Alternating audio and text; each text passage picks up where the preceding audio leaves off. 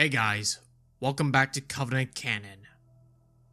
So yesterday at the Halo World Championship at Seattle, we got a Canon Fodder Livestream featuring Haruspus, Jeff Easterling, and our fellow content creator, Hidden Xperia.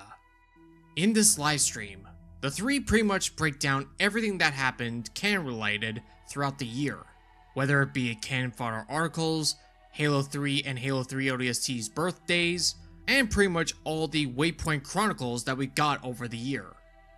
But what they discussed at the near end of the livestream, where they discussed the details regarding the upcoming Halo book, Empty Throne, along with two upcoming canon related topics, which I will be breaking down shortly after.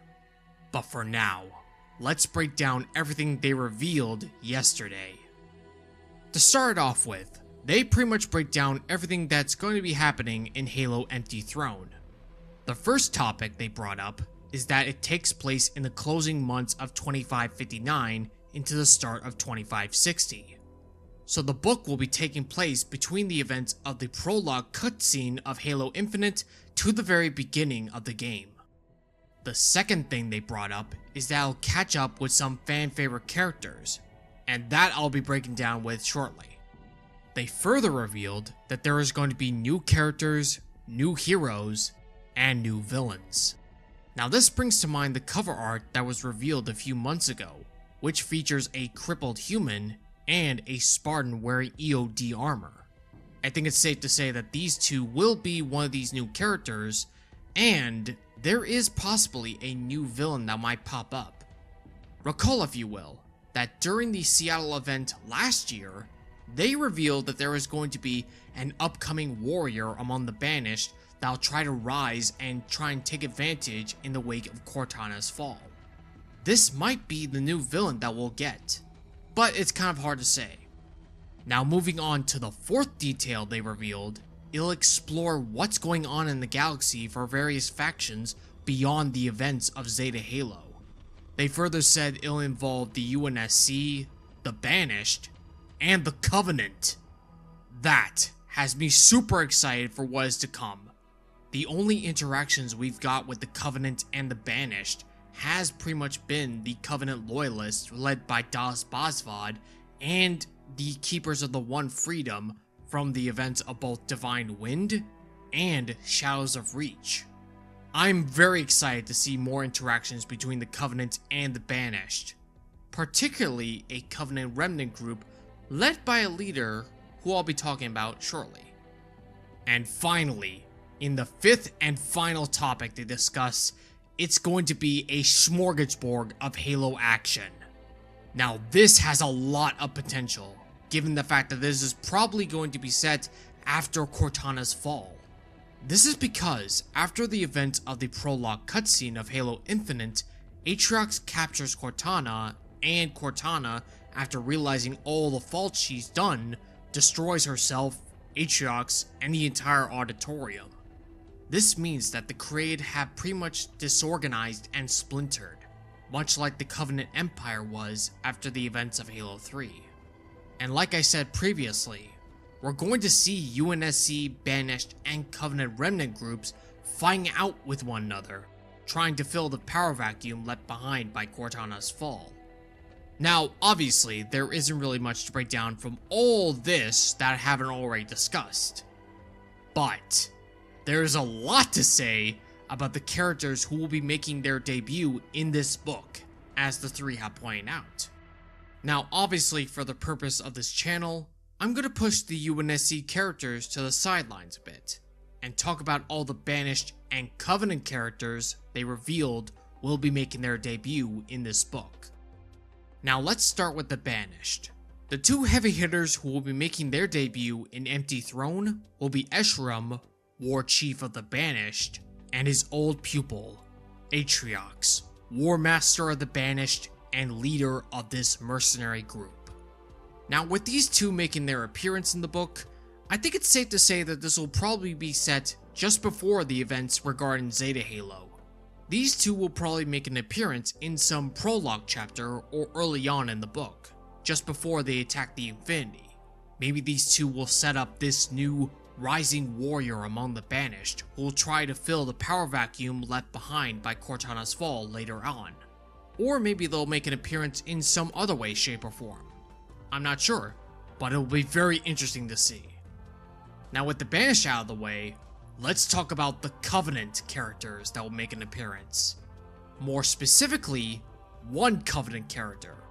One that rhymes with a certain pop star in the real world. Yes, I am of course referring to Celine Neon, the true hand of the Didact.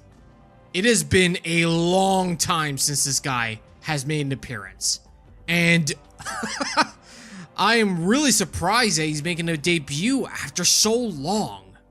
For those of you who don't know, Celine Neon was once a zealot under Julian Dama's command, but he rose up against the Didact's hand and tried to assert leadership over the Covenant himself.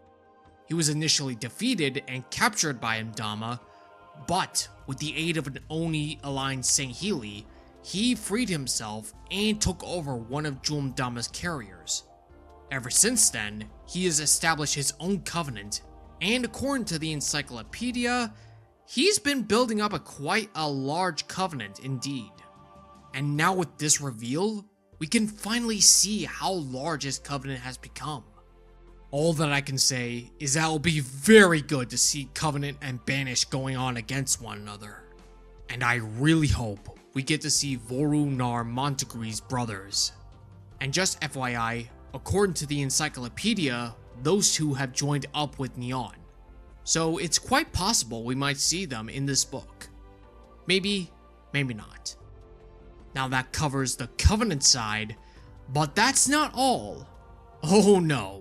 We get to see two Sword of Sanghelioses make their appearance in this book. Two very, very iconic characters. I am of course talking about the Scion, Tul'Daran, and none other than Urtas Vadum, the freaking Halfjaw. Ugh! I am so excited to have these two make an appearance after nearly 10 years of absence. Now for those of you who don't know, Tul'Daran and Urtas Vadum were pretty much the main characters of the novella Shadow of Intent, where they hunt down a renegade Sanshayum prelate and destroy a prototype Halo ring. By the end of the novella, the two set out to hunt down the remnants of the Sanshayum to determine which one was a war criminal intended on the sword, or who was innocent and tricked like the prelate. And the last transcript that mentions Urtas and the Shadow of Intent was in Halo Outcast. It states that by 2559, he was still hunting down the Sanshayum, and Thelvadam didn't want to recall the ship from its mission even during the events of the Create Uprising. I am so curious to see what might push Urtas, the Scion, and the Shadow of Intent from abandoning their quest to engage with the Banished, the Covenant, and possibly what remains of the Created now that Cortana is gone.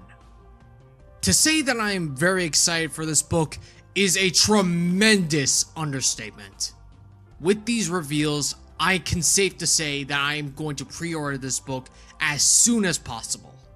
And you can bet your socks off that I will definitely be making a breakdown/review like I have with other books in the past. And that pretty much covers everything we know about Halo Empty Throne at this point. But we're not done. Oh, no.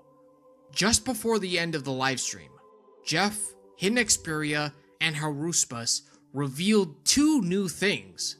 In celebration of Halo 2's 20th anniversary, we're going to get a brand spanking new Waypoint Chronicle. This chronicle will be telling the tale of a group of elites just as the Covenant's future is in the balance as the Great Schism unfolds around them. Now I'm terribly curious on who these elites might be in this chronicle. Given the fact that we have a screenshot of a Sangheili counselor in the reveal box, I think it's safe to say that these elites will be Sangheili counselors who survived the Brute Massacre. Now I strongly believe that these counselors will be none other than the very same counselors we freed during the events of the Great Journey. the final mission of Halo 2. Now, if this is the case, I would very much like to know who these counselors are, their background, their political history, and how they came to become counselors. And I would very much like to know why the brutes captured them in the first place. But the one thing I'm even more curious about is what happened to them after we flew off into the Banshee to help out Johnson in his Scarab to knock down the control room's doors. Now, this could be just complete and utter rubbish, and could be just some new group of counselors who might have survived. But I really hope that my theory is close enough to what might happen. And 2. Fellow Halo novelist Kelly Gay is currently writing a brand new Halo book. There really isn't much to say on what exactly she's writing, but all I can say is that I am very excited for what she might come up with. In the past, she has written a plethora of fantastic Halo novels, whether it be following the events of Ryan Forge and the Ace of Spades, or writing the sad end of the Didact story in Halo Epitaph. Perhaps she's writing a sequel to Point of Light, or making a brand spanking new book in general. Nevertheless, I'm going to be so excited to read this book, whatever it might be. And that's all that was revealed in the livestream. Like I said, I am very excited to get Empty Throne and get all this new information that we've got thus far. But what do you guys think? Did you like everything that was revealed in the livestream? Let me know in the comments below.